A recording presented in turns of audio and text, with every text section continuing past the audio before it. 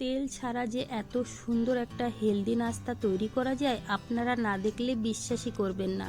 বন্ধুরা, শুধুমাত্র এক বাটি আতপ চাল দিয়ে বানিয়েছি, খুবই হেলদি।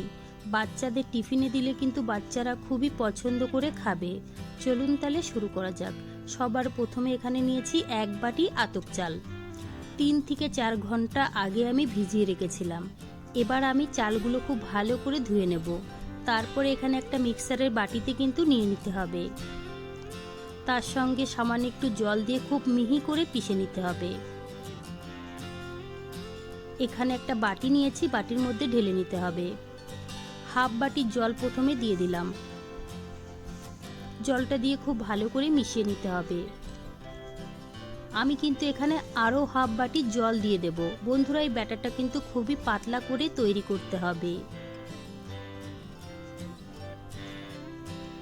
এবার দিয়ে দেবো হাফ চামচ আদা আর কাঁচা লঙ্কা বাটা।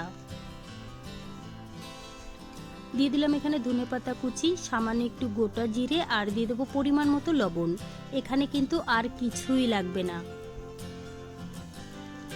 এবার আমি ভালো করে মিশিয়ে নিলাম। বন্ধুরা, 10 মিনিট এইভাবেই কিন্তু রেখে দিতে হবে। তারপরে কিন্তু নাস্তাগুলো বানাতে হবে। 10 মিনিট আমি ঢেকে রেখেছিলাম। এবার আমি ঢাকনাটা তুলে নিলাম।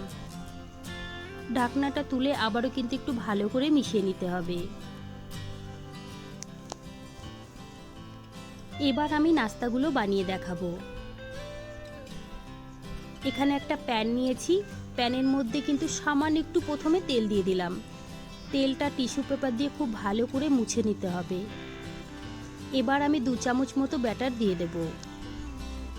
ব্যাটারটা দিয়ে কিন্তু কিছু সময়ের জন্য এইভাবেই রেখে দিতে হবে।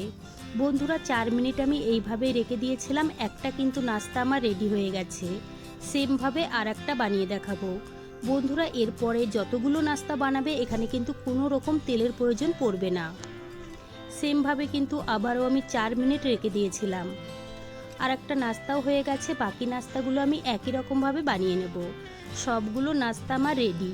দেখুন বন্ধুরা, দেখতে কতটা সুন্দর লাগছে, আর খেতেও কিন্তু ভীষণ ভালো হয়েছিল। আর কতটা নরম তুলতুলে জালিদার হয়েছে সেটা কিন্তু আপনারা দেখেই বুঝতে পারছেন। মুখে দিলেই কিন্তু মিলিয়ে যাবে। এবার আমি আপনাদের ছিঁড়েও দেখিয়ে দিলাম।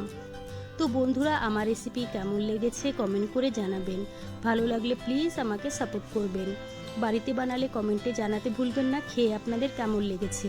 চলুন তাহলে ভিডিওটি আমি এখানেই শেষ করছি। আপনারা সবাই ভালো থাকবেন।